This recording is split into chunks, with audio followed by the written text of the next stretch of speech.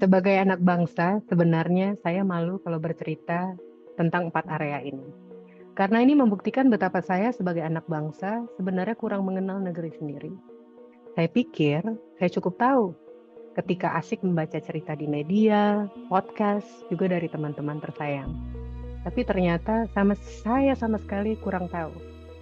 Hari ini izinkan saya bercerita tentang 4 area yang kita bersama sudah tahu, tapi belum sepenuhnya kenal.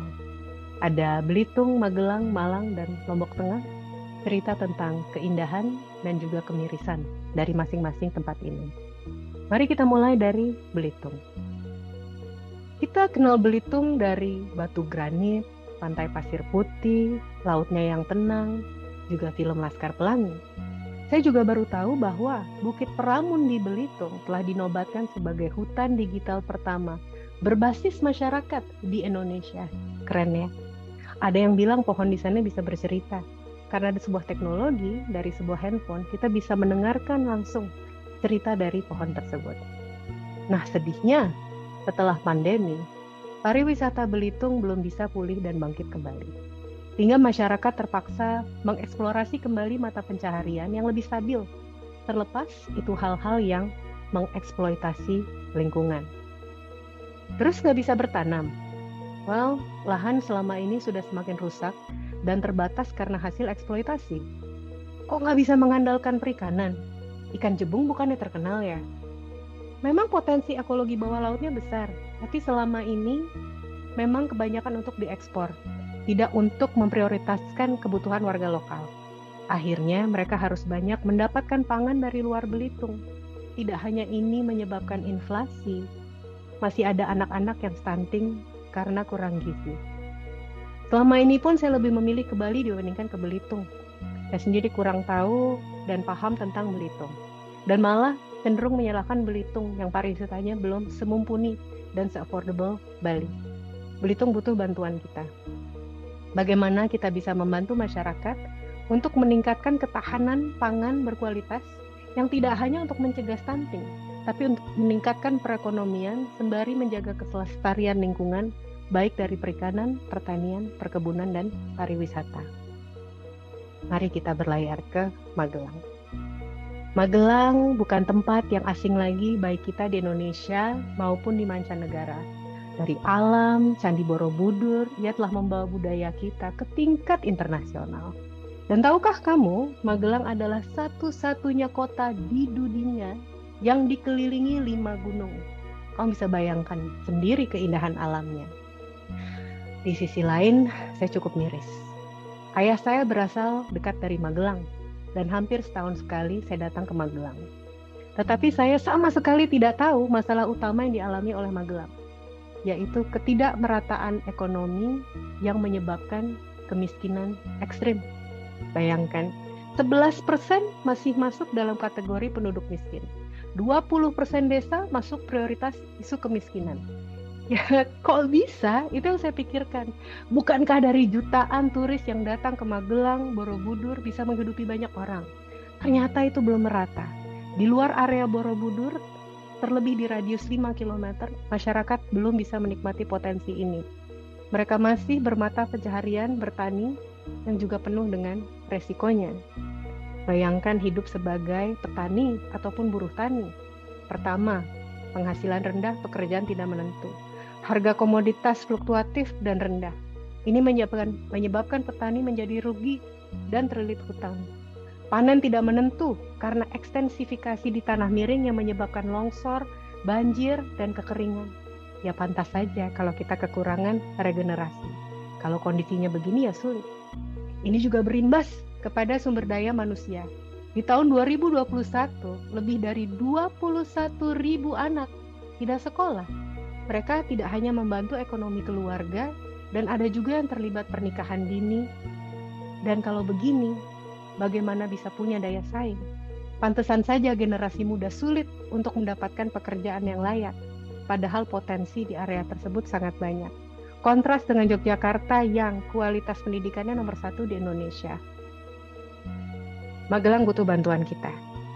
Bagaimana kita bisa menanggulangi masalah kemiskinan ekstrim dan ketidakmerataan ekonomi ini melalui perluasan manfaat dari sektor pertanian, pariwisata, tidak hanya ke beberapa bagian, tetapi ke seluruh lapisan masyarakat di Kabupaten Magelang.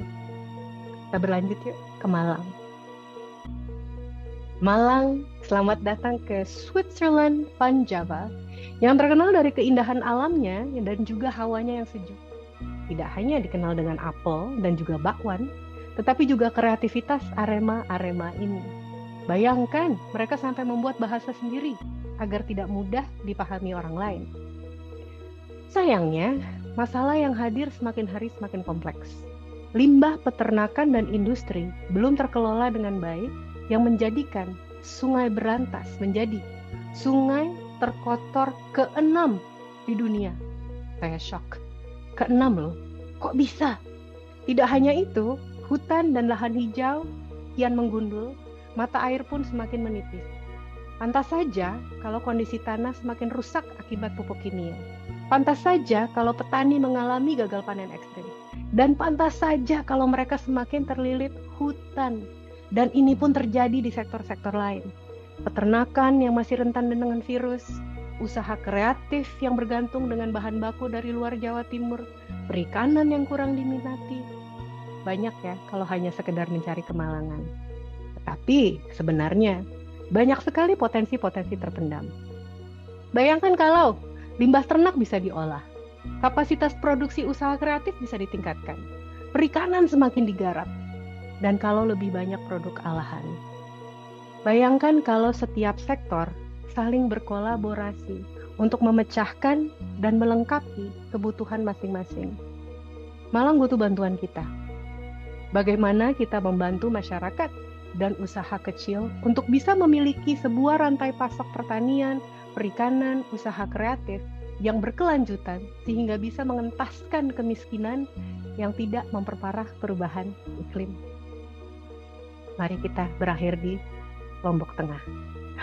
Wow, kalau berbicara tentang Lombok, tidak ada yang bisa menyangkal kecantikan dan keindahannya. Mungkin ini terbawa dari legenda Putri Mandalika. Putri yang dikenal bukan hanya atas paras tetapi juga hatinya yang cantik. Ia menolak dipinang pangeran dari berbagai penjuru dan dia memilih mengorbankan dirinya demi rakyatnya agar bisa senantiasa hidup dalam rukun dan damai. Jangan sampai Lombok Tengah pun di tengah pertumbuhannya saat ini tetap harus berkorban. Bayangkan sirkuit Mandalika yang sangat terkenal itu, padahal di tahun 2017 belum semua desanya punya listrik. Keindahannya yang menjadi sorotan lokal dan mancanegara memiliki potensi wisata yang sangat baik. Tetapi apakah Lombok Tengah siap mengalami pertumbuhan wisata ini? Saat ini saja, volume sampah meningkat pesat tanpa penanganan yang baik. Ia pun sudah mengalami deforestasi, kekeringan, banjir, sampai gagal panen. Bayangkan kalau lebih banyak pendatang dan turis lagi. Saat ini kualitas SDM pun masih butuh atensi. Keluarga masih banyak yang berpendapatan rendah, dan ini membuat anak-anak putus sekolah karena membantu perekonomian keluarga. Ada yang terlibat pernikahan dini dan juga terpapar narkoba. Sulit bagi mereka untuk mendapatkan pekerjaan dengan pendapatan yang lebih baik. Dan kalau mereka tidak bisa meningkatkan daya saing mereka, perkembangan wisata akan lebih merugikan dibandingkan memberikan manfaat. Jangan sampai anak-anak Lombok Tengah hanya mengandalkan jualan gelang demi masa depan mereka. Saya paham kecantikan itu mudah dieksploitasi. Bagaimana caranya agar Lombok Tengah tidak perlu mengorbankan diri seperti Putri Mandalika dan senantiasa bisa menjaga kecantikannya hingga masa yang akan datang. Lombok Tengah butuh bantuan kita. Bagaimana kita bisa memberdayakan masyarakat Lombok Tengah agar bisa memiliki kualitas pendidikan yang lebih baik, mendorong peningkatan ekonomi dari pertanian, perikanan, dan pariwisata, serta menjaga lingkungan dari sampah dan alih lahan. Teman-teman sekalian, negeri kita memang indah, cantik, dan penuh potensi. Tetapi mungkin kita memang kurang cakap dalam menjaga kecantikan ini. Mungkin kita yang terlalu mudah mengeksploitasi dan dieksploitasi. Di sisi lain, saya ingat perkataan Pak Adong, seorang pembawa perubahan dari Belitung. Ketika kami bertanya, kok bisa Pak Adong melahirkan begitu banyak inovasi untuk menyelamatkan Bukit Pramun? Jawabannya sederhana. Ya, nggak tahu ya. Setiap kali saya punya niat, ada saja yang datang ke sini dan kemudian membantu. Ini sebuah kearifan yang sangat sederhana, tetapi kekuatan kita sebagai anak bangsa. Niat baik ini yang mempertemukan kita, menyatukan kita, memperkuat kita, agar kita bisa bergerak, berdampak bersama untuk Belitung, Magelang, Malang, dan Lombok Tengah.